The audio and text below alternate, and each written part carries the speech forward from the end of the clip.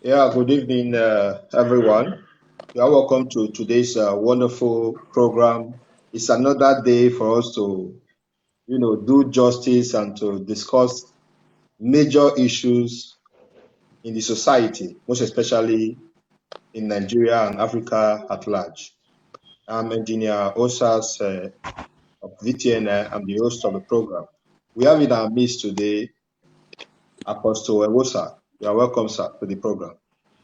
Thank you very much, sir. It's my pleasure to be here. He's a pastor and also a political scientist. And it's good that we are also seeing him here for the first time joining the program. And we have another Thank you wonderful very person much. in our midst today, Mr. Iginwa Jolly. He's a political analyst, someone who's into more of political issues. You're welcome, sir. It has always been my pleasure. Good evening, viewers. We thank God for making it possible once again for us to be here. So we just appreciate every one of you that is watching, and God will bless you in Jesus' name. Amen. Amen. Yeah, thank you very much. You are welcome to today's wonderful program. Please, this is VTNI Television. You can do us well to share this video to as many. You never can tell who will be watching us or who would love to watch this program. Please share this video so that others can also get some views concerning this program. And you can also put your comments at the comment section while we debate on some real vital issues as it affects Nigeria. Okay, you're welcome, sir. We'll be going straight right now to the program of the day. Our topic for today has to do with insecurity, increase in crime rate in Nigeria, religious intolerance, and the role of politics, the role politics have to play concerning these major issues that we have in Nigeria today. Insecurity everywhere, problem everywhere, different issues coming up here and there. We don't even know where to actually face. So my first question, we'll take it gradually, one by one, we'll go step by step. One of the first questions we have here that I will be asking us tonight, we'll go to, let me ask the pastor because he should be able to tell us before we go to Mr. Jolly. What do you understand by the word religion? Religion. Religion. Okay. Thank you very much. Religion, generally, let me look at religion generally, not from the Christian perspective.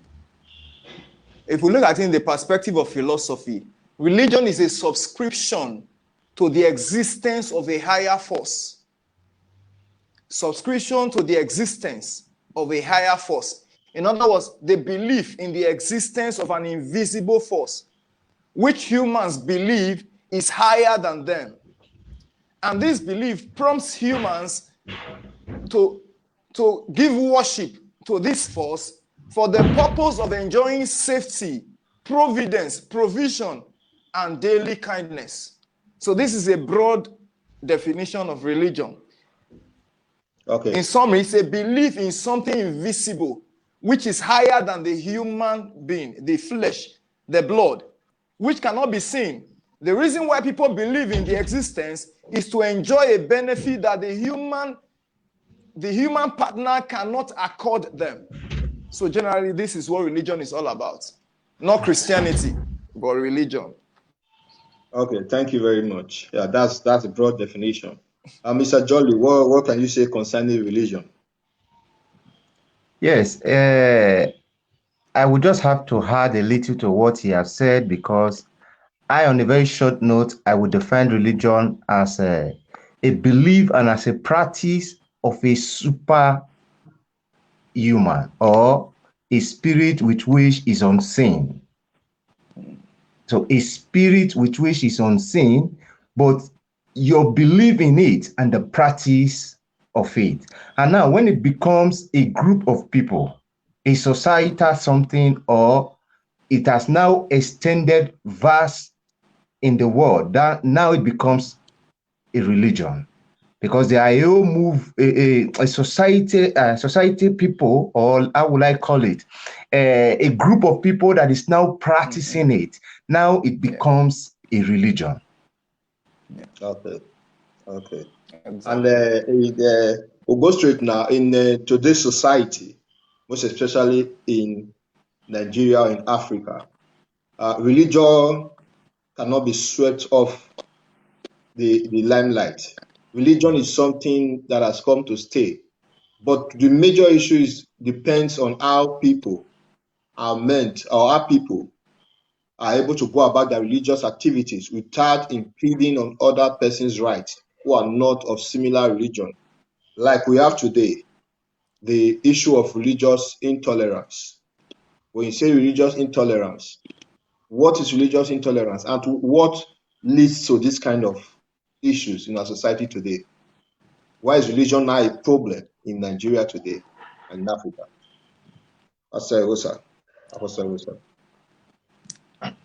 The thing is, intolerance is the inability to live side by side with someone or with a group of people. That's because they've been looking at their weakness, inability to bear the weaknesses of your neighbor, inability to live side by side with your neighbor, doing their thing while you are doing your own.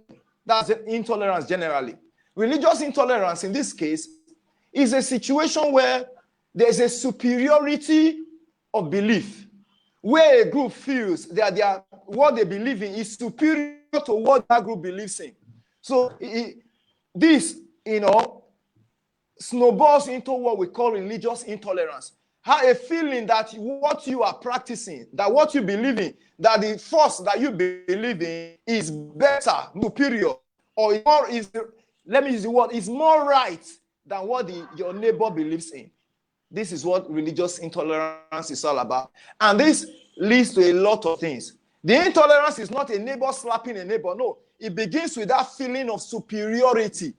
The moment I begin to think that my religion is superior to your own, that gives me a sense of relationship with the way I relate with you. It begins to affect the way I see you. It begins to affect the way I relate with you. It begins to affect the way when you do something that affects my religion, it affects the way I react. Because to me, what I believe in is superior to what you believe in. That's intolerance. It starts from here, the feeling of superiority. Okay, thank you very much. Religious intolerance. We'll go straight to Mr. Jolly now. In a country, should any religion claim superiority over others? Any religion at all, whether a Muslim, Christian, whether what they call it, is it the Judaism or whatever, should they claim superiority over one another, or they are meant to respect each other's religion? Yes, I think that is something with which has started a very long time ago. When you go back to the 16th, 17th, 18th century, there is this issue of this religion, as at this very time, the very era with which I just made mention of, 16, 17, 18, there was a religious war. It was a war for 30 years that has to do with religion during those centuries. So this war, with which lasted as at then, brought to what was called amendments to religious intolerance in vast countries, in many of the countries. If, for example, America, the European countries, and even to some of the Asian side of it. So religious intolerance, many of the countries, the first thing I will say about it is many of the countries already set a law to guide religion in order to avoid the cause of the intolerance that religion belief or practice might produce. So in a country, it is not supposed in any way for one religion to be prioritized over another. It is either the country only make the country as a whole of one religion if they don't want to tolerate another religion, or there should be no religion in existence in such country. But that is very impossible for it to be that there is no religion in any of the countries. So in a country where you have diverse of religion, then none is supposed to be superior to the other. Okay. Okay. Thank you very much for that wonderful interpretation. And another thing we should know today, religion has to do with your personal belief and your personal commitment to a certain God, to a certain deity, to a certain whatever it is. And the way Africa is today, or the way Nigeria is today, there are a lot of security challenges. Religion should be the one to even contribute to ensuring that the environment is serene for people to live in peace and harmony. But today, why is it now a different case where religion is now the one even fueling insecurity in Nigeria? Mr. Jolly, briefly, before I go to Apostle. I think Nigeria as a country is a faith state already. So because Nigeria is a faith state, then the question with which you just asked, that is why it becomes the order of the day, where people now take laws into their hands in the name of religion. But like I said before, if Nigeria as a state has done what is right, there are supposed to be laws that guide religion, and even to the extent of blasphemy. I can make mention of some countries with which, even in the West, in the Germany, in Europe here, we know that in Germany, I will tell you, there is the section of their law with which is punishable once you do commit what is called blasphemy. And this blasphemy is, it might not just be that you are blaspheming Muhammad, like they said, but trying to talk down on a particular religion because you belong to the other. There is a law in Germany that will punish you for it. You'll be answerable to the law. So, but the area of Nigeria, this is one of the problems with which we are having. Rather, for the constitution to make an amendment to no religion is superior to the constitution of the country, then they are now what? The people that we call the governance that is in Nigeria, even are the ones, they are the ones sponsoring the religion radicals to commit let me put it, the jungle justice, for example. So it is not supposed to be like that in Nigeria, to what I believe is a faith state, and that is why we are seeing all of this havoc that is just happening. Okay, thank you very much. Pastor Rosa, do you have anything to say concerning that? The thing is this. See, the reason for this kind of religious rascality is because we have a country where a country with two systems, a country with two laws, parallel laws and two parallel systems. Here in the South, where we live, where we are predominantly Christians, we are guided not by Christian laws, we are guided by the laws of Nigeria. But when you go to the North, they are not guided primarily by Nigeria, by the Constitution of Nigeria. They are bound by the Sharia system. Throughout the northern states, the Sharia law is superior to the Constitution of Nigeria. This is not stated in the Constitution. It is not formally stated. But everybody knows that that's the case. When you commit any, let me not say when you commit, when somebody accuses you, whether falsely or rightly, of doing something against their faith, their religion, which is predominant in the North, you will not be tried by Nigerian law. You will be tried by Sharia law. You will not be arrested by the police. You'll be arrested by the Sharia police, which they call Hishba. So we have a case where people, I think this was started by, this happened, the problem we have today began during the government of Obasanjo. This Sharia system came into play then. That's how they came in. Even when I think Obasanjo, I think Benin then, the former Oba Benin, when Obasanjo visited him, I think he was telling Obasanjo, how come we have Sharia law in the North, And then we have constitution binding on that parts of Nigeria. Obasanjo didn't say anything. He started during his time. And today they are grounded, well funded by their state governments. And it's so bad that they are so empowered to the point that if there's any infraction with their Islamic belief, if you do anything against contravene their Sharia laws, which you and I do not know, we don't know what the content of their Sharia laws are, but these things are there. When you commit a crime, it is after committing it that you will know the content of the law. That perhaps when you spit at a mosque, close to a mosque, you could be arrested and sent to jail. So the problem is caused by one country, two systems. So sometimes we begin to wonder, if you live here in the South, the life you live here in the South, if you go to the North, you can't live it freely. You'll be sure to see that the North is a different place altogether. So the intolerance we have today, the problem, the mob mentality, the issue of what do you call extrajudicial killing as a result of blasphemy is all caused by a system created to protect one religion and expose the others. That's what we have today. That's my take.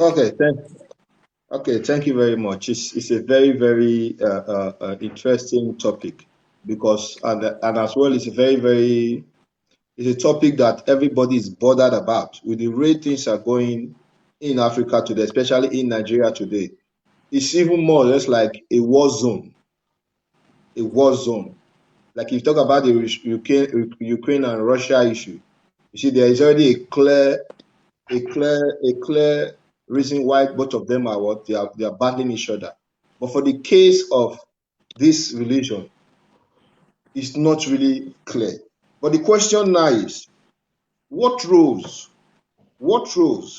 does the Muslim and Christian clerics have to play in order to eradicate this level of religious intolerance? What role? Or is it that some of them are also contributing to these issues that we are having on ground? Mr. Jolly. Is it? Okay. Yes, thank you very much. I think they are really the stakeholders when it comes to religion. The Christian, let's use the word, the clerics, the pastors, and the imam and those other people from the Muslim side. They are really the stakeholders if we want to educate these religious rascals that we earlier talked about. So I think if you go into the Bible, for example, the real reason for religion is to what? Is to guide people in order for them to be free from committing crime, for example. Another word, there is no sin without crime. That's something that we must first know. So the main reason for religion is to counter crime.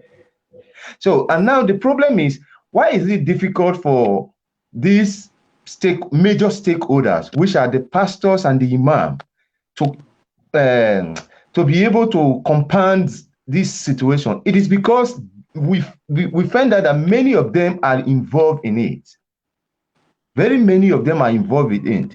But if we must leave that aside and go to what are they supposed to do in order for this situation to be savage, then speaking about that, they have to go back to the word of God, to that belief with which they have.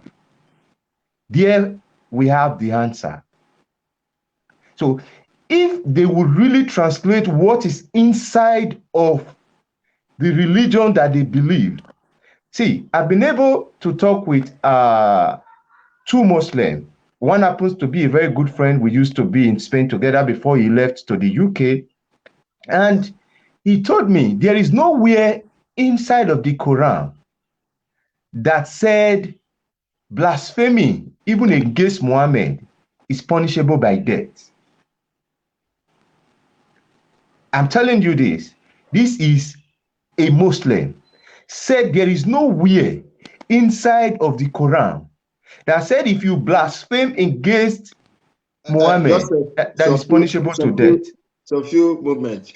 Please, if you are online, we have some Muslim brothers and Christian brothers who understand the tenets of the religion. Please, you can also make your comments known in the comment section. Thank you. Continue, sir. So that is for that. Now, because of that, I now ask him a question. So how come, where does these people now, that, for example, we remember the Christian girl that they just stoned to death for blasphemy in Sokoto. Yep. So that was what motivated me to ask this question while we're having this conversation. So he told me, like I said, no law that said somebody should be stoned to death because of blasphemy, or it's not found inside of the Quran. Nothing like that the Prophet Muhammad said. Then now, I now ask, how come there is this belief around the Muslim that whoever blaspheme against the Prophet Muhammad should be executed, should be stoned to death or burnt to death or things like that? And it made me to know that it is some of the imams, some of the elders that did what?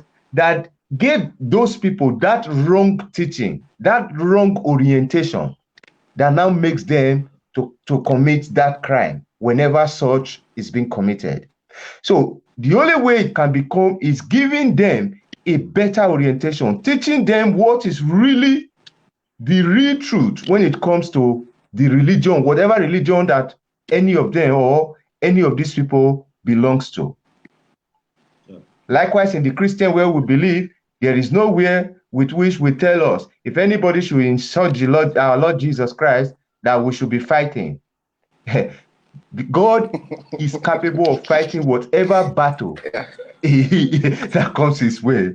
Let's just leave it at that for now. All right, thank you very much. Apostle, do you have anything to say concerning the same topic? What roles are the clerics supposed to play in ensuring this issue of religious intolerance is stopped? You see, one of the, as he said, people in the Western world, sometimes we ask questions. The Islam they practice in the civilized world is different from the one they are practicing here. We begin to ask the question. Because things like this don't happen up there. It doesn't happen in the Western world, in the educated area. We also see, sorry, I'm coming. We also have some, they said, for example, in every religion and every sect, there's always a radical. There's always those who the prophet or who the pastor cannot talk to. They are always radicals in the religion. They do their thing the way they want to do it. I think there's something like that. Is it in Austria or something where a particular member of the assembly made a comment concerning a Muslim? They were rioting.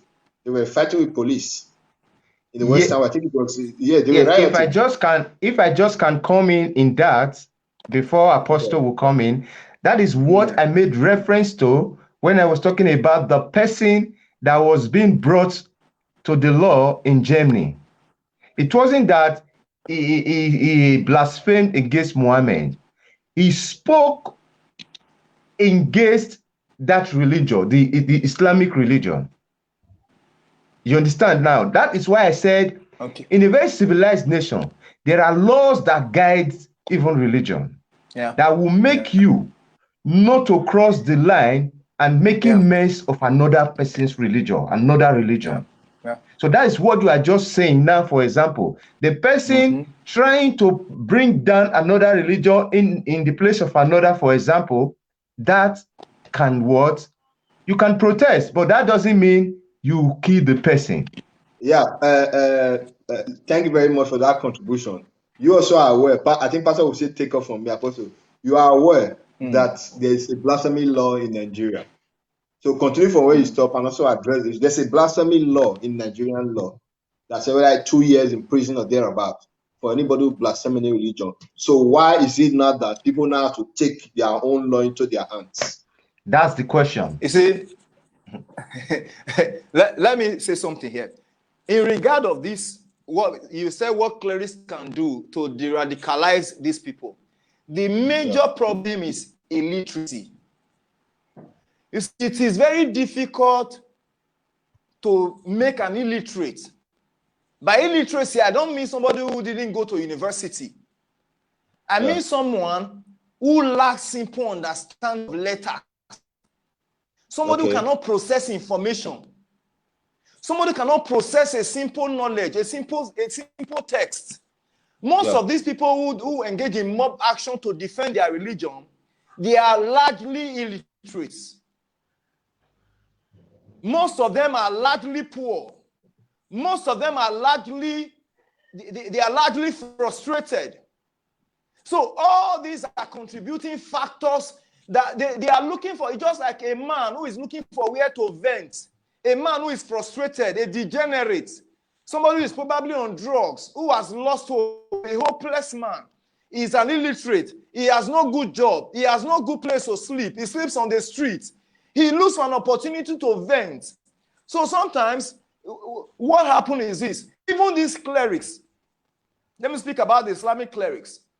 You see, some of these Islamic clerics do not have total control. I will say this with all authority.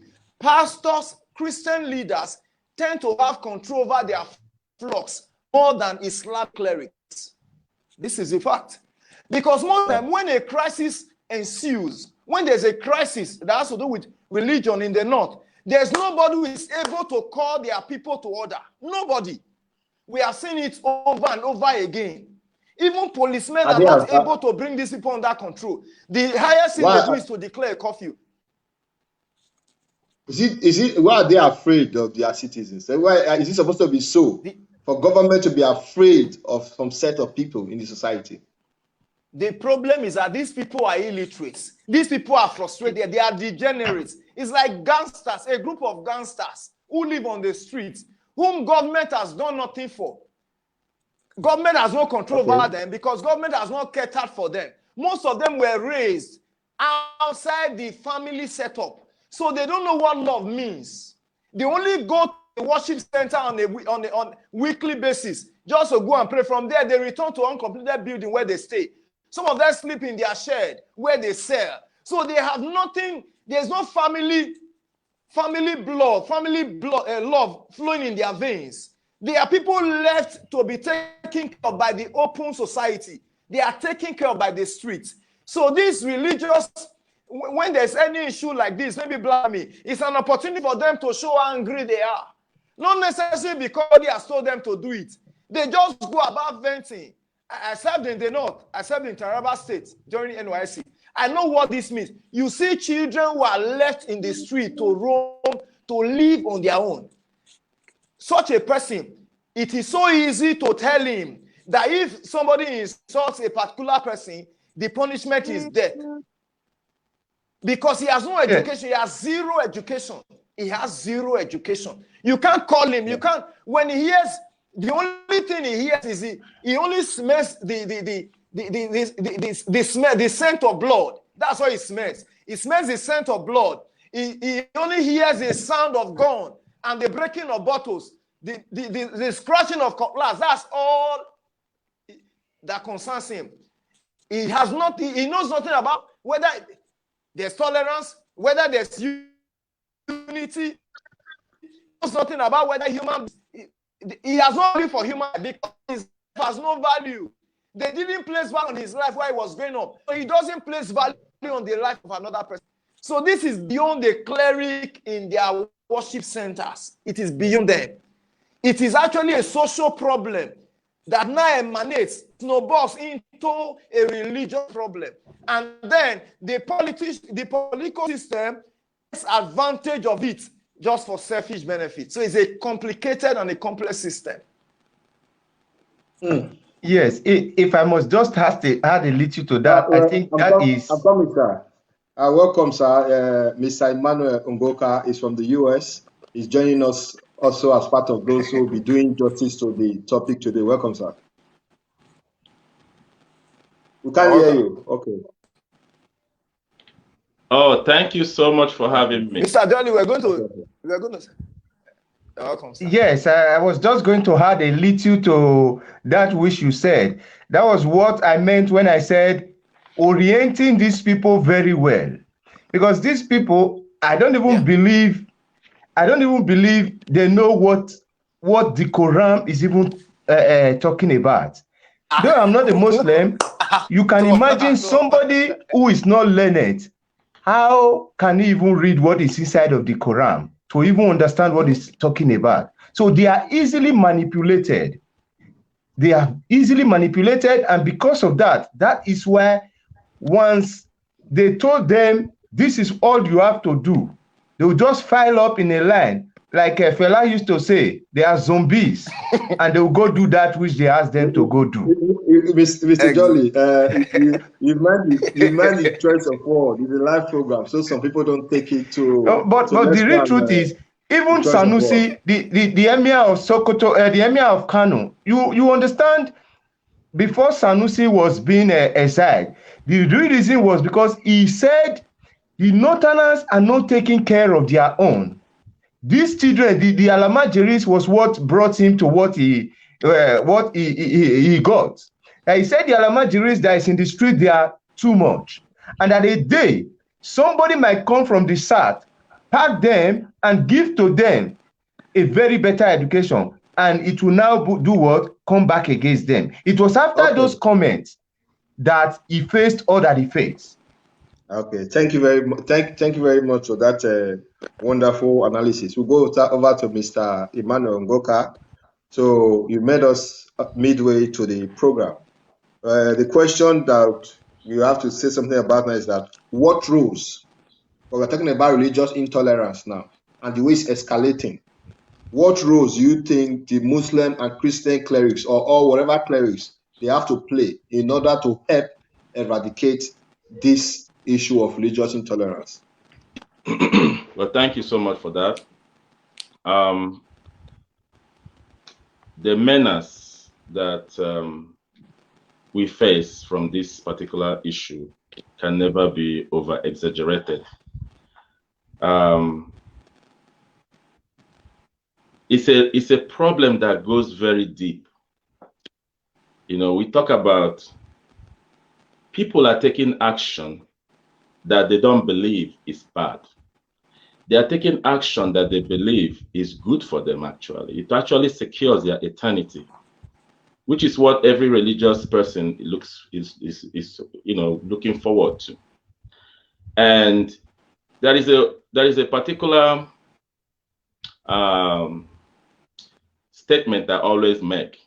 It says, wherever there is a problem, there also is a lie. When you find the lie, remove the lie, find the liar, because the liar is the one that keeps putting the lie. And a lie is something that disrupts the order of a system or life. You find the liar, remove the liar, the problem disappears. So this issue is not only a Christian problem, it's also a Muslim problem. It's a life problem. Yeah. You know, because maybe right now the current news is showing where a Muslim or group of Muslims, took part in a violent action against a Christian. It could also be the other way around. So what is the lie at the base of this problem is what we need to find out. So first of all, we need to understand that there is a human society here. There is a brotherhood of mankind that is suffering whenever this happens, that is being disturbed. You know, it's so funny how somebody will say they believe in a God that is actually willing to destroy what that God has created. You know, a little bit of what I know about Islam, I'm not a Muslim, but I have a lot of good Muslim friends. And I've asked a few questions. At the base of Islam is peace and submission to the will of God. Peace, salam. So what we are discussing now is not that peace, it's the opposite of it. How did this come into be accepted by a section of the same religion? Now, I'm not saying that Christians are off the hook here, because Christians have their own way of discriminating non-Christians as well. And if you follow history, back. You remember when it used to be violent like this. I don't want to go deep into that, but if you know about the Inquisition, it was really bloody during that time. So what is going on at the base of these two religions? What is the lie that is being told? This problem won't solve until we find what the lie is. Remove the lie, and there will be peace. So I think we should start by understanding that the God that these two religions are professing is a God that loves diversity. Look at the creation. God didn't just create one thing, he created many things. So if they believe in God for real, they should understand that if God allowed these things to exist, there's a reason for that. Maybe we should start by respecting the creation of God, the will of God. God's will is what we're looking at. Animals have different species. Human beings have not just different religions, different races and different belief system. And a belief system, it comes from personal experience. So a Muslim, somebody born into Islam, is never going to hear that Islam is not good because that's what they were born into. Yeah. A Christian the same way. You know, we just need to learn to respect other people's holy ground. And I mean, by killing someone, I don't know how killing someone secures your eternity. You just took out something that God put there. And I always tell my Muslim friends who like this idea, I tell them, maybe you are now a righteous person. There was a time when you were not righteous. What if we stoned you at that time? You wouldn't have the opportunity to change. So those extreme doctrines needs to be addressed, not by us, by the Muslim leaders themselves. They are the ones, this is their problem. It's making the religion look bad. We are not the only one that should be, screaming outrage. The authorities within the religion should look at this and clarify what is true. And if this is the truth, then they should also clarify this so we know how to approach it. So that's my contribution for now. All right. Thank you very much. Thank you very much for that wonderful contribution. We'll go straight to Mr. Jolly Iginoa. What you're going to be doing now is that I want you to let us know who a criminal is. Who is a criminal? Who is a criminal? Yes, that I think in a very simple nutshell, a criminal is first, I would say first, for us to know who is a criminal, we have to know what crime is, for example, because a criminal is somebody who, for example, commit the act of crime, and that's what makes him a criminal. But I think it will be better we know what crime is, then, because the crime with which is being committed by or perpetrated by somebody, that person now becomes the criminal. No, so I think we should know what crime is, which I understand that crime is just an action or an omission that is punishable by law. An act with which you do that you know that is not right, or that is against humanity, is against the law of the land and things like that. So the person who did it is a criminal.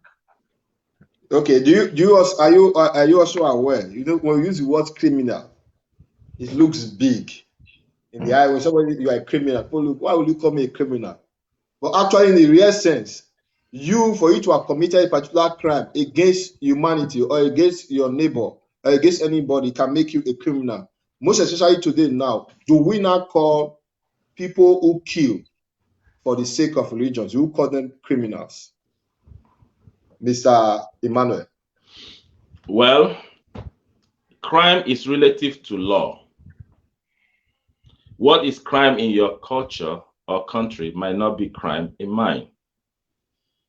There are some Muslim countries where it is okay to marry under 18.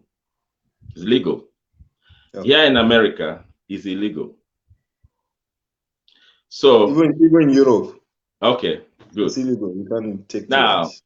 So a law is something that is acceptable by a group of people. to secure their continuous survival or cohabitation. When you do anything that goes against that agreement, it is a crime. There is also a bigger supernatural law that nobody has written. It's written in life. This law, sometimes the repercussion is instant, sometimes it's a little prolonged. And you can also see that you have committed a crime when you start seeing the effect of what you did. It's no longer supporting the greatest good of the greatest number of people. If I go and cut the high tension wire in your community, everybody stays in darkness. That's a crime. Yeah. You know, whether I am found or not is still a crime. Whether I am prosecuted or not, it has also been recorded as a crime. I think humanity should rise up and break all these barriers of, and look at the bigger picture. We are going into a global world right now. We are already there, where everybody is connected. And if I bring my law, you bring your law, and hold on to it, we will never get along. We have to redefine what is a universal law for humanity. And respect is one of that. Because every other thing God created operate according to its axis. Okay. Except humanity. Yeah. Okay. Thank you very much for that contribution. Yeah, we'll just still go straight. We are still on the same. This topic is too broad. We can't really finish it in a go. If you see the issue of these laws we are talking about, Nigeria has a constitution. It has the enabling law in it concerning various crimes at various levels. And now, in the same country, another part of a country, they also have their own law, which most times, like what Mr. Joyce said, most times, it's now assumed that their law is now somehow superior to the normal general constitution of Nigeria when it comes to enacting or when it comes to dealing with issues that have to do with their religion. Their laws now become superior and they no longer listen or follow the process or the normal laws that Nigeria has created. This error, how did this thing start? What do you think led to that level? That the government will allow another sect to create a separate law just for them, their own self, apart from the country's law? What is the issue here? And how can we survive this particular issue? How can we rectify this, Mr. Jolly? Yes, I think we've touched that area since we started. That is referring to the operation of the Sharia law in Nigeria, which in another way, in a very civilized country, such is not supposed to be permitted. Every religion is supposed to operate under the constitutional law of a country. So, but it's just so unfortunate that in Nigeria, the reverse is the case, where you see in the northern part of Nigeria, the Satanists who do their business, let's say, even if it has to be with doing what is called alcohol business or things like that, and you just see people waking up one day, destroying goods that worth billions and things like that, burning up the shop and things like that. And at the end of the day, the government of that very particular state will not hold anybody responsible for it. And neither will compensations be given to who the damage has been done to. So these things are things with which, for example, is dividing the country. This thing is the order of the day in Nigeria. Okay, let's say the recent one that we are talking about now, the girl that was just stoned to death because of the blasphemy, like it was being said. In that regard, for example, isn't it supposed to be the governmental law that we condemn the girl to be punishable? And now, just because the government of the day arrested those who perpetrated such acts, the city as a whole is now under what? So this thing, I suppose, I have been expecting the federal government of Nigeria to intervene, not just for the state alone now, because this kind of thing is what will trigger religious war inside of a country. And that is what also led to the incident is in Anambra State or so. Yes. I think where a lady and a pregnant woman and the children were slaughtered and killed. Yes. I think those was what the anger was also led to them doing the same thing. So if we continue like this, it's already a time bomb. Because like there may be what we call a civil war, a war that we may not be able to curtail. Because Nigeria is supposed to be one entity where a Southerner has a right to live in the north, a Northerner has a right to live in the south. Anywhere in Nigeria, you have a right. If you are carrying your passport today, nobody should ask you in Nigeria, are you in Northern Nigeria? Just like in Europe, they won't ask you. For example, you are let's say you are from Texas in the US and you carry the US passport. You won't say I'm a Texaxian or whatever name they want to call it. You will say I'm a US citizen. But in Nigeria, it's as if that is no longer the case. I want to know why we are having such issues, where some people now have preferential treatments over others. We now have inside the country, some people are now third class or second class citizens, while some are regarded as first class citizens in the same Nigeria. Mr. Jolly, continue before Mr. Emmanuel will look into it. Yes, like I was saying, the real word to that is it's based on the approval of the government to allow the Sharia law to govern some states of the country. That's just the cause for that. The real cause for that. I don't think there are more to that, but in a situation where whatever is committed in the north is punishable to another law, to another constitution and another law, and the one that is committed in the southern side is punishable to the constitution of the country, there you see that it is already divided.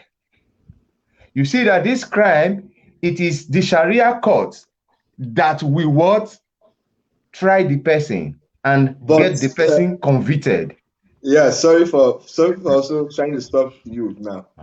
We are seeing the Sharia law in most of these cases. They don't always allow the Sharia law even do the work they're supposed to do. They take the bull by the horn before the law even takes place. There's already a flaw in the system. Even the Sharia, they don't allow the law to take its place. They do it by themselves before they even go to the thing. But now let me tell you, do you know that the boys that were apprehended responsible for the death of the girl that was stoned, it was more than 30-something Sharia lawyers that came out to defend them. So now, the truth about this whole matter is the divided constitution, where the Nigerian constitution is not functioning in that part of the nation. And the only thing that can be done to it is when the nation comes back, trace itself back to the beginning and allow the nation constitution to govern every single part of the country. It should be rewritten if it has to be so. The constitution has to be rewritten if it has to be so, in order for the Muslims as well to know that the Sharia law is not superior to the federal constitutional law. All right, thank you, sir. Do you have any contribution to make before I go to the next question, Mr. Agoku? Me? I should go ahead? Yeah, you have any contribution to make? A lot. This is a very tough one because I actually am not against the Sharia law. Yeah. I'm not against any law that is guiding people. What I'm against is that not making it known the procedure that it followed. In America, we have Muslims here too. Like he says, Mr. Jolly said, there should be a federal law and state law. You move to Texas, you notice there's a different law here from California. Yeah. There are areas where you can carry gun. Nobody will ask you where you're going. Like in Texas, you can go buy gun, like you're buying chewing gum. In some other states, you have to go through rigorous process. In fact, some states, if they see it on you, it's a little problem. Some states you can buy marijuana and smoke as you want. Some states you cannot. And I don't know how the Sharia operate here. If there is Sharia something, whatever there is, I'm sure within the Muslim community, they have their law that guide them. But outside of that, there is a bigger law. Just like I said, in the universe, there's a universal law. There are bigger laws and smaller laws, right? So for Nigeria, which is Nigeria has a lot of ethnic groups. People in Nigerians are not the same group of people. We have to first of all define Nigerian. What is a Nigerian? What are the laws governing a Nigerian? Then when you go down in the inside, then every group, every community or every group will now identify with themselves what laws. Now here's the thing. If you move to a Sharia zone, you have to observe that you are now in a Sharia zone. You have to observe what you say. But that zone must be approved by the law, by the federal law, meaning it has been examined, the excess is removed, make it more safe for it to be applied. Now, when you go there and start insulting them,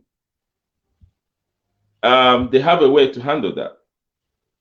Maybe there should be a Sharia court that will review that, make sure that it's applied correctly. Because if everybody can administer the justice, then it becomes an anarchy. So those lawyers that are defending those guys, it will be interesting to listen to their defense, listen to what they have to say. Because at the end of the day, Muslims have come to stay in Nigeria. So as Christians, we have to figure out how to make it work. That's my own. Okay, thank you very much for that contribution. Okay, we'll go a little bit further and leave this topic. If we have a general talk concerning it later, we'll come back to it. So please, you can help us share this video as many that are watching us, and also try to bring out your own views concerning this program. Okay, now we'll go straight also. Now, we are coming into this main issue, insecurity. Insecurity is a very broad topic, even though we have analyzed some of the things that can cause insecurity in Nigeria. But I still want to ask, what are the root causes? What are the root causes of insecurity in Nigeria? Mr. Jolly, what are the root causes of insecurity? Am I to come in? Yeah, what are the root causes of insecurity? I think talking about insecurity in a country, I tell you, there is nothing that causes insecurity without being traced to the failure of a government that is operating. If I will tell you in a very simple nutshell, it is the failure of the government that is in place that causes insecurity. When the government fails to comb crimes, some kind of crime, when it is generating, then it becomes a nationwide crime. And in this way, the people now live completely in an atmosphere of an insecure nation. Okay. Okay, thank you very much. Mr. Emmanuel Goka, he said, how has insecurity affected the Nigeria economy? How has it affected our economy? Well, I just make it very simple. What drives economy is investment. When foreign investors are scared to come to our country because of insecurity, even talking about foreign investors is like going too far. There are some people who are no longer confident in investing in their own country. They are not even confident in working in their own country. Look at me, I'm in Texas right now, you know, and I'm sure somebody is somewhere else. I'd rather be in my country, bro. I'd rather be in my country and put my own effort. But I also want to make sure that whatever effort I put in, I get the commensurate reward from that. I don't have to go through the hoops and try to figure out how to benefit from my effort or how to be safe. So that particular issue can never be over-exaggerated. Insecurity has done a lot in our economy. Look at the dollar, you know, equivalent of dollar and naira. That's an indicator of what's happening on the ground, you know. So yeah, people don't have the investor confidence because of this. Okay. Yeah. Yeah, looking at this issue of insecurity, if you look at it today in Nigeria, even to movement from a particular state or local government to another local government is a 50-50 affair. Your safety is 50-50. For you to travel from one local government to another or a state to another state is an issue. Either you are going through by road as an investor, you are afraid because there may be bandits, armed robbers, and a lot of kidnappers in the highway. If you are going by train, like the incident that happened some time ago, where some persons are still with the kidnappers till tomorrow, they don't even know how to even bring them out from wherever they are. Train is also an issue. The airline, remember some incident where they said some unknown men or gunmen, they went to the airport. There was a fight between them and the security forces. So with these three major things, and we all know that for business to thrive, transportation must be one of the key area where people can move easily to transport their goods or to go from a place to another and do their business without fear. That one is aside. Then secondly, apart from the danger of the kidnappers and the rest of them, we now also have ethnic divides. You're an Igbo man, you want to trade in the north. You have to try to also learn their language. And even when you learn it, where there's an issue, they don't see you as their brother. They see you as a stranger. Even when you are doing your business, they see your business as something that want to come and crumble whatever they are doing over there. They don't want to see that it's something that want to lift up the economy. I got an incident that a news that I got recently about I think it's somewhere in Abuja. So he said a motorbike picked up somebody somewhere. So there was a little argument. I think a lady died in the process. You know, there was an accident. So they took the motorbike. The traders there took the motorbikes and they burned it. Due to that anger, the bike riders retaliated and came back in full force. And they burned down millions of naira and killed almost about 4 people in the market. And apart from even killing 4 people in the market, we are talking about a capital city where Mr. President is living. A city where you feel will be more safer than any other place. They were blocking the road. People that don't even have any business to do with the fight, who are going to their own destination. You see them with their machete, with their whatever, chasing some of the cars, eating their glasses. And people were like, what is happening? So in such a nation, that even when you are closer to the president, you should feel the effort that at least if I can do business in Abuja, because Mr. President is dead, there should be good security. I shouldn't be afraid. But now you have this kind of incident happening. Tell me why the economy will not crumble. So, Mr. Jolly, concerning this particular issue, because insecurity is still the number one. And without that, we cannot fix our economy. If we don't love ourselves, if you don't love your brother, we cannot fix our economy. What do you think our leaders can do to salvage this situation, this economic situation? Salvaging economic situation, I will say, first you have to tackle the security issues of the nation. There is no way we can salvage Nigeria without first tackling the security issues of the nation. To add to what Mr. Emmanuel said, now, talking about growing the economy, if you just look at the agricultural sector of Nigeria, just only the agricultural sector of Nigeria, let me just leave my state and go to Benue State, talk about Benue State. Benue State is one of the states that produces, is the state that produces more than 60 or 70% of the yam the country consumed. And in Benue State today, I tell you, vast population of the Benue State people cannot go to their farm again.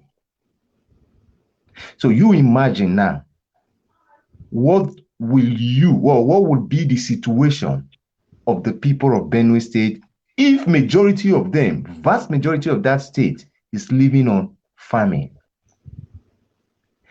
Then, if you leave that situation now, you go to the Eastern Brothers, which they are the major drive of the country. They are the major drive of the country. That this transportation issue we are saying, everything that has to do with marketing and economic change, for example, in the country comes from that very part. They find it easy to live anywhere in the country. Now, people just felt these people but those people are the real engine of Nigeria. I tell you the real truth. They are the one that is able to carry everything around the country and make things happen everywhere. But now look at the way it is now. They no longer find it safe to do it in any part of the country. If not from the side of the religion issue, it will be that what they are selling is against the law of the place, for example. But the law of Nigeria said you can do your business anywhere in Nigeria so long you are Nigeria, so long you are in Nigeria. But the reverse is the case today. So for me to end that very thing, I will just tell you it is to bring back the economy of Nigeria. First, the insecurity must be eradicated. Then we can now be talking about how to relift up the economy. Okay. Mr. Emmanuel said, foreign investors who will invest in Nigeria, for example, like he said, when there is no security? Nobody. Okay. Mr. Emmanuel, I want you to give us a scorecard of security situation concerning this present government, the Buhari-led administration. What is their scorecard concerning security? What score will you give them? 10 on 10%, 20%, 50? What is their scorecard concerning security issues? This is the only. Anyway, I have to be very honest to you. I think that the law has not been fully and well enforced in Nigeria.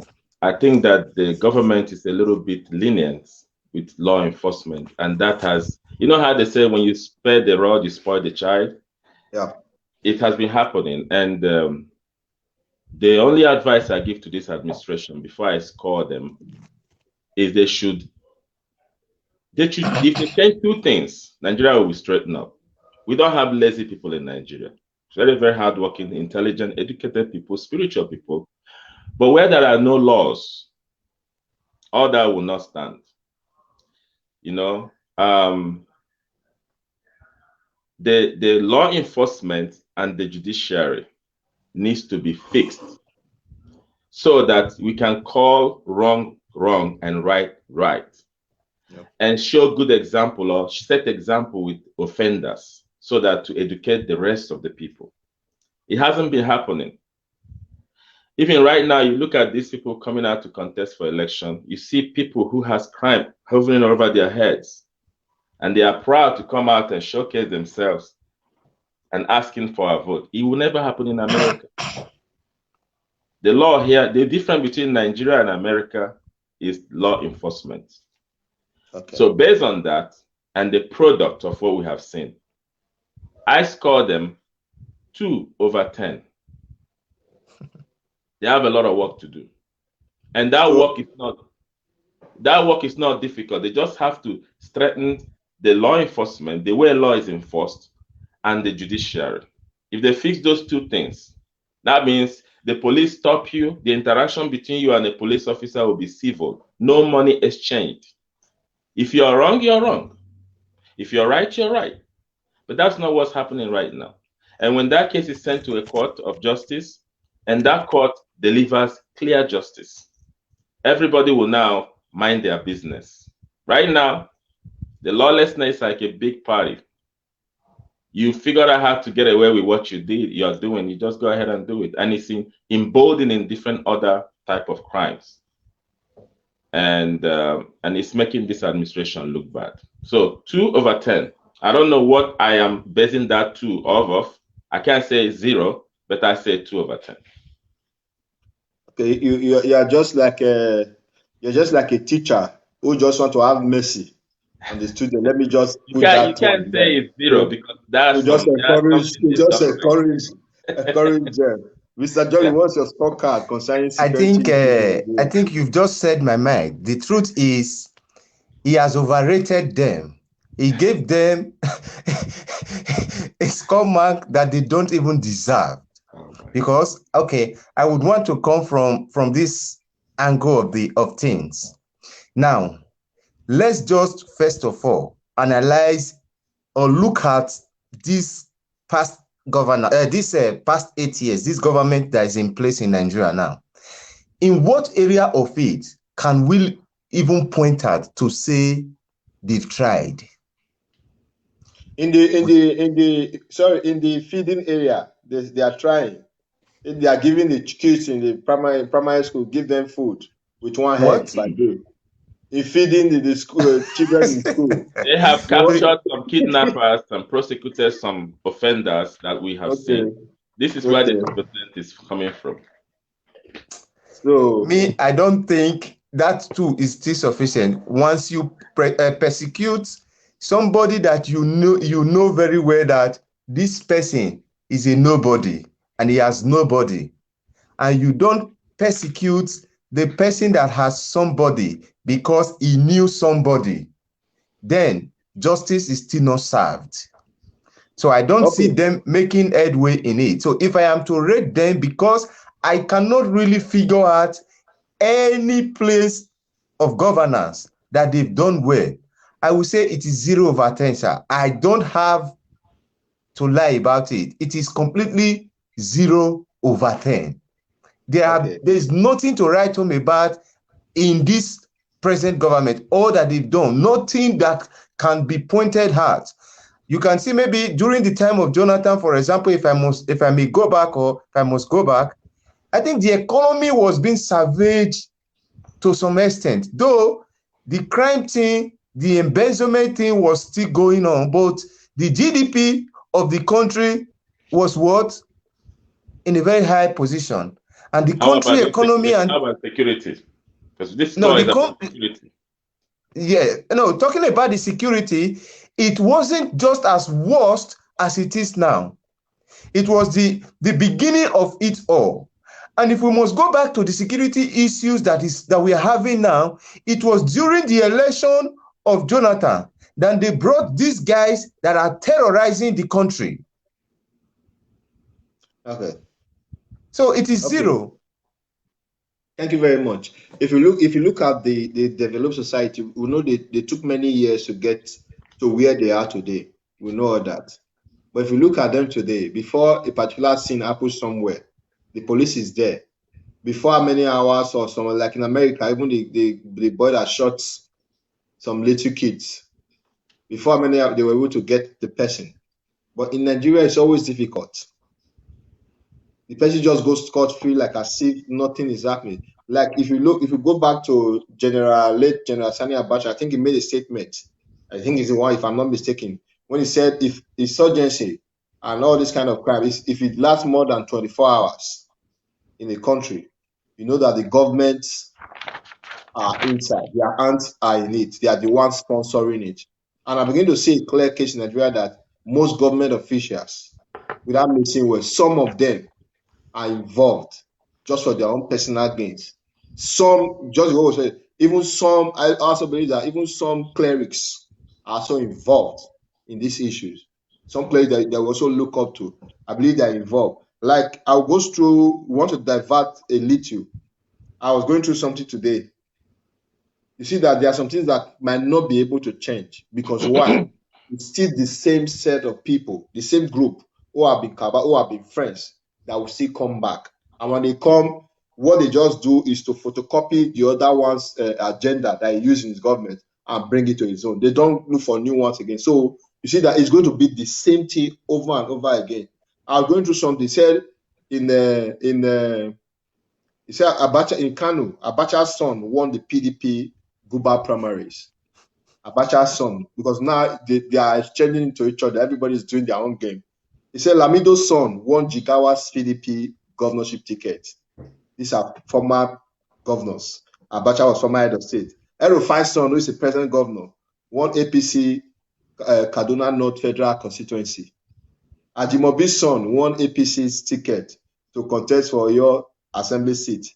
Ibori's daughter, the almighty Ibori, won PDP Okbe Saple Federal Constituency.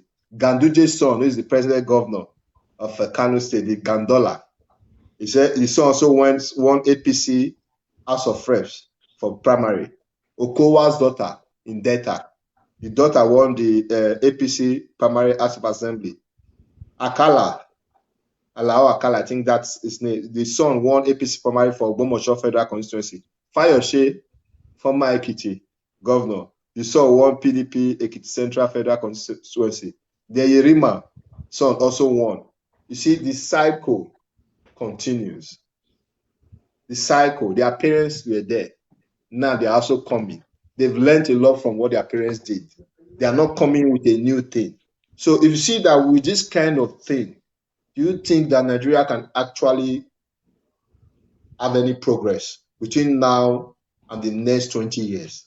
Do you think there will be any changes in Nigeria now in the next 20 years, the next 2 decades? Mr. Emmanuel Ugoka. Well, I'm not against them, sponsoring their family members. It happened in America as well. They have the Bushes, one Bush to another, one Clinton to another. Sometimes politics is a different thing from leadership. There's an internal game, especially in the primaries. Everybody is trying to secure their own interest. There is an interest. You have to have a personal interest, personal ambition. Yeah. That's why when you see a good leader emerge, this person is different, and you don't see that all the time. So I think that it's happening like that because a lot of people are pulling away from politics. We should encourage our young people, young ones, to be more politically aware and active, because that's how you're going to have a mixture of in the grain. Otherwise, you're going to be the same group of people coming up. But sir, sorry, you are saying you are encouraging younger ones to be in politics. But one thing I want to bring out, we all know now the way it is. Politics now in the country, that country, is as dangerous as you can think. So many people, how will they be able to also be able to fight on with this person to ensure that they are also part of the political circle?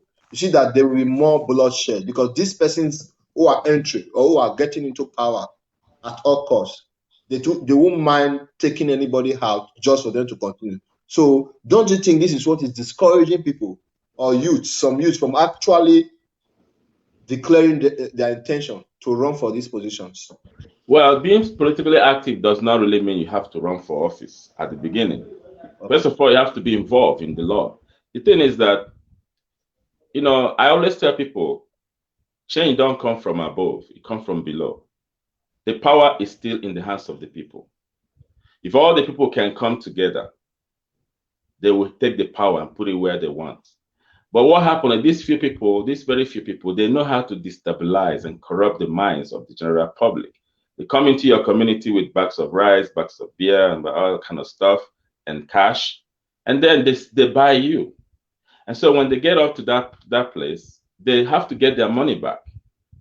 So they have a personal ambition. Now, if I say no to those bribery or those type of, if I say no, if we come together and say no and pick the guy who is competent, it doesn't matter what family they come from. It can be Abacha's son. It can be anybody's son. If we start to have integrity with our voters card, then the system will change. Like in America, everybody is politically aware. You go into the mall or anywhere, you talk to people, they know what's going on. They know why they voted who they voted for, And still, it's the same people that are circulating still at the top. But you can see that each of them brings something to the table. If it's Trump, he believes he's working for America. If it's Obama, he's also working for America. But two of them don't get along. But each of them has a good vision for the country. So they are fighting who's going to make better history. But that's not what I see in our political scene. Except now, this is the only time I've seen a candidate that can stand up and talk about the issue without reading teleprompter or with a script. He understands it, he can digest it. And the day we have a president like this, it will change the image of our country, both home and abroad. So this type of candidate is like what I'm saying. The people can now sit back and say, we've done this whole thing shuffling for a long time. Let us now think consciously and vote our conscience really for the next 20 years to come. Or they can take their bags of rice and Indomie boxes and go back to depression. So we are the ones to make the change, not this guy. Okay, thank you very much. Do you have anything to say concerning Mr. Jolly Igbinua? Yes, that issue is an issue that, because of the circumstances with which we are finding ourselves in the country, we should not allow it be. Yes, like Mr. Emmanuel just said, we've been seeing it in some of these countries. In America, we've seen the lineage of Bush coming up with such. But in Nigeria, these old people with which is being aligned, and we just heard of their names, let's go check their history of whatever political offices they have handled. And let's see if there's any good record in any of them. So if there is none, like Mr. Emmanuel said, the people is supposed to have been those who would, by their voters card, avoid them. Then now, let's just take, for example, if I am the person that is much encouraging the youths, the young ones in Nigeria, to come into politics, and I know that last month I was in Nigeria, I spoke to many of the students, and I encouraged a lot of them and said, while you are roaming around the street looking for a job, put yourself in the politics. Use that time with which you are using in searching for a job, looking for ends meet. Also be attending those political meetings and put yourself inside of it. After all, you already have the certificate and everything. So it will take you nothing to be attending and to be a member of the political party and getting involved completely. And I told them that in order for them to understand what the political arena is really all about.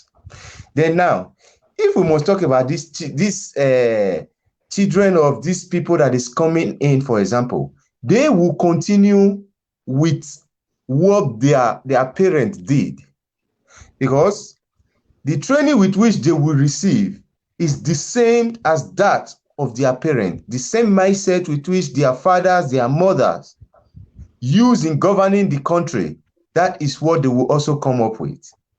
So it is better we have a very fresh set of people, then we can have a change in the country. So to me, okay, look at what is happening around now. Delegates who voted in the primaries, they all was what? Collecting money. So they at the end voted for the highest bidder. You can imagine that. So, and then if you look at that system now, how then will these people's children not emerge as the contestant, the flag bearers to all this party? Because they owes the money. Imagine myself contesting against Abasejo's son or Igbenegion's son, for example, from the same constituency. What is my opportunity? What chances do I possess when he has the money? So even if I am to offer 1 million to each delegate that we vote as at that day, he will have 100 million or 10 million, 10 times more to offer them. So this is why these children, the children of these people, should not be allowed. They are coming to continue from where their father stops. There's this adage in my place that said, the farm with which your father farmed before will not be what? Will not break your heart when you are farming it back again. Because the father has laid all this road, all this route for them. And he also as well has the connections to cover their children when they embezzle. Okay, thank you very much for the contribution. I think it has been a very wonderful topic and discussion so far.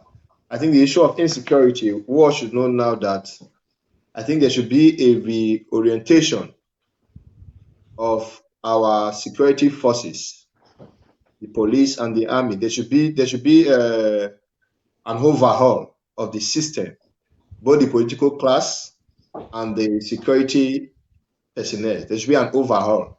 The second, I think there should also be, if they are able to create an enabling environment for businesses to strive, for students to be able to go to school and come out at the right time.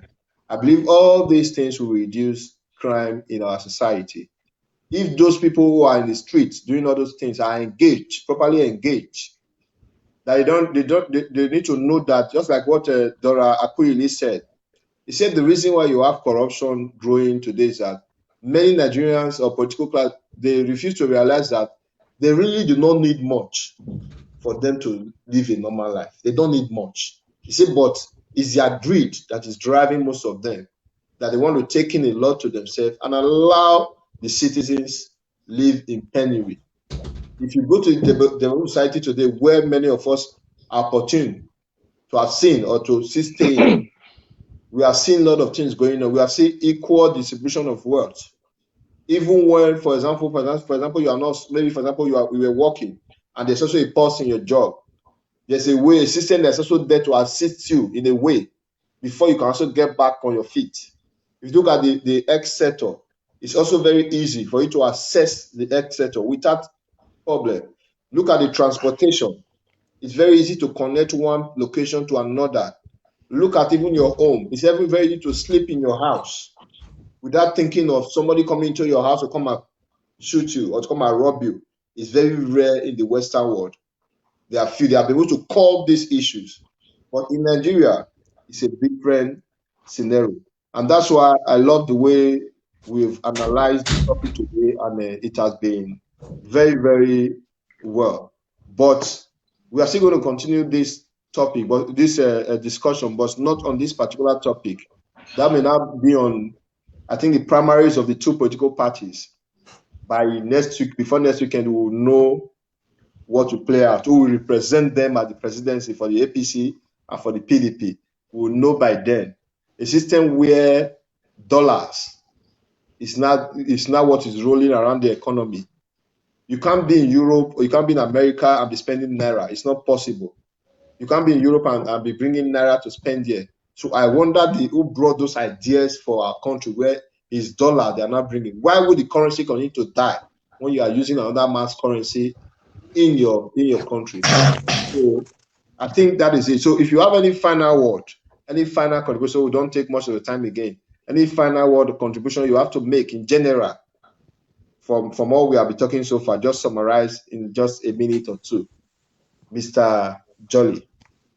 Yes, I think you just touched somewhere that I'm interested in. I wanted to talk about the issue of using dollars.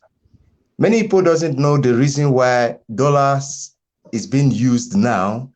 It is because these people have stored dollars. The money they embezzled is being stored in dollars. I'm just telling you the truth. The money, the Nigerian money that is being embezzled is being stored in dollars. They converted it. Yes, it's already converted and now they have it. And majority of this money, they have it somewhere in Nigeria, huge money, but in dollars inside of Nigeria. Some are being buried under the ground, some is in wherever you call it. So this is the time they bring them out and they are changing it is another thing. So it is better for them to just be bossing it that way. So outside of that, so even delegates now, even if you give them 1 million naira, like most of them don't even take naira again. It's dollars. They were being settled with dollars. I tell you the truth. So outside of that, let's just leave those people. But I know that, as Mr. Emmanuel said, this is the only time that we've really seen a capable hand, somebody with which I have left and I am with him now in Labour Party. And I want to use the opportunity to do a campaign. He's not going to pay me, but I will campaign for it. Okay. Anywhere I am, I will always do that. And I will do it here in Europe. I tell you the truth. I will do it here in Europe. I will do campaign here in Europe that will make people talk to their family back at home. But it is high time. It is high time we vote by conscience. We don't vote again because of rice and of few money that will not last just but a month. Even if you are giving 100,000, let me tell you, even if you are giving 100,000 naira, 100,000 naira will not last you but, for example, a year. 100,000 naira cannot pay a 2-bedroom flat, even in Benin, not to talk of Lagos or every Port Harcourt or other cities like that. 100,000 can pay a 2-bedroom flat. Then now, somebody gives you 100,000 for the next 4 years, for example, and that 100,000, you use it, let's say, for the first year, the other 3 years, you'll be suffering. It is time we vote our conscience. It is time we follow and we vote Peter Obi. It is the only person with which will help us in this very situation that we find ourselves. Thank you very much. You are saying that which politician will even give another person 100,000? It's not possible. Imagine. They won't give that. They won't give anybody that. Myself, delegates are the only people who are not special within a party. Before I allow Mr. Ngoka give me his own point before we round up, you talked about the man of Peter Obi. You heard the Wiki of Rivers State was saying some things that Sisi has already decamped. That is his own decision. That what he sees is that Peter Obi thinks politics is like that. He thinks it's by giving us grammar, telling us economy this, economy that there is more to it than the one he's saying. That he was just saying also. So whatever he has to say, he said that is for himself. So if he have left the party, it's for his own good. But for them, they have no regrets about that because they believe the party is superior to anybody. If you want me to come in with that, the more to it that he said is the cabal thing that is in it. The clique with which they try to form to manipulate people and govern, not letting the people know what is really going on. To me, I will tell you, politics is all about the people. It's all about the security and the well-being of the people. There is nothing more to it. And that is what Mr. Peter Obi is trying to make the people know. Politics is all about the people and not all about how they go inside to manipulate the people. I would like you to please. I'm sorry if I'm using your platform to campaign. No, I don't. No, it's not that. I don't want us to go into that now. We're not going into more political issues. We'll go into this in our next program. Let's just No problem. To all our viewers, I want to say thank you. It's been a very wonderful day, and we'll be happy when you are when you can share this little that we have done. So I think if Engineer Osas is with me, because it was yesterday, I am not a party politician.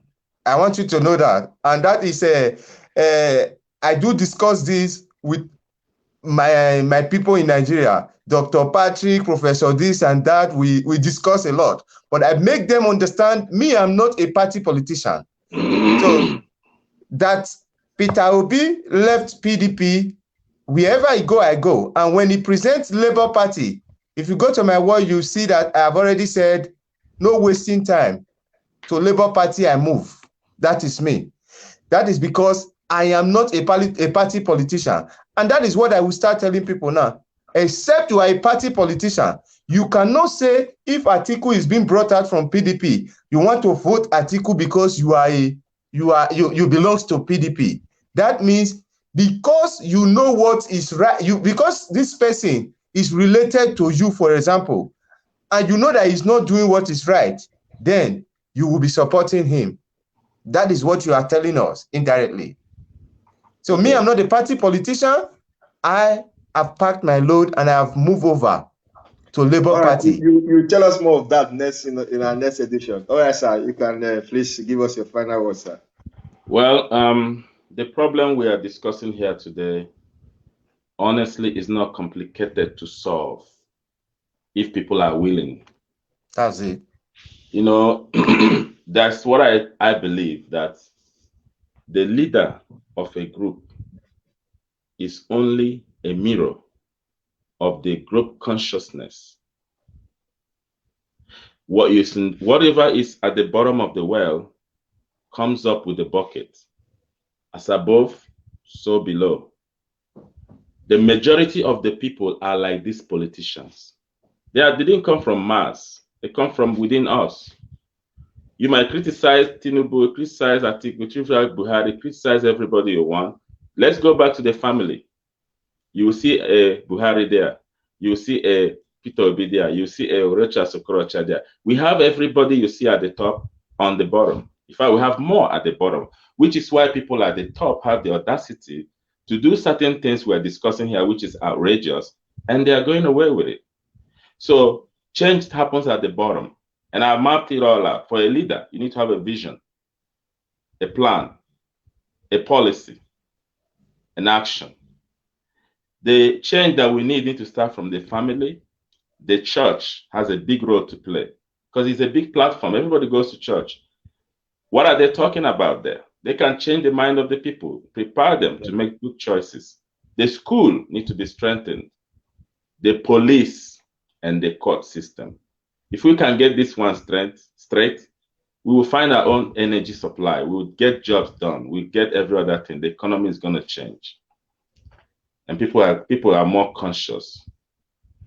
You know, so that's my final thought. And this talk is we can't finish it in one day. That is okay. Thank you very much for this wonderful contribution, Mr. We have been discussing with Mr. Jolly Iginwa. He's an analyst who is in Spain. He has done a lot of justice to this topic also. They also had Mr. Emmanuel Goka is from the US. So he has also talked a lot about our topic today. Well, we should talk about religious intolerance. We talked about insecurity. We talked about what the causes and so many other things. We talked about jungle justice, where people now take laws into their hands. So I want to thank every one of us who have joined us today to watch this program, as many as you are or wherever you are from. We just want to thank you. And we hope that next time, please help us always share the video to also give this information to as many who would love to also watch this kind of program. I want to thank you, Mr. Jolly. Welcome once again. And Mr. Emmanuel Goka, thank you very much for attending this program. Is mine. So we'll be going off now, and we hope to see you guys again on the program. Thank you very much. Thank you so much. You have a wonderful evening. Thank you. Yes.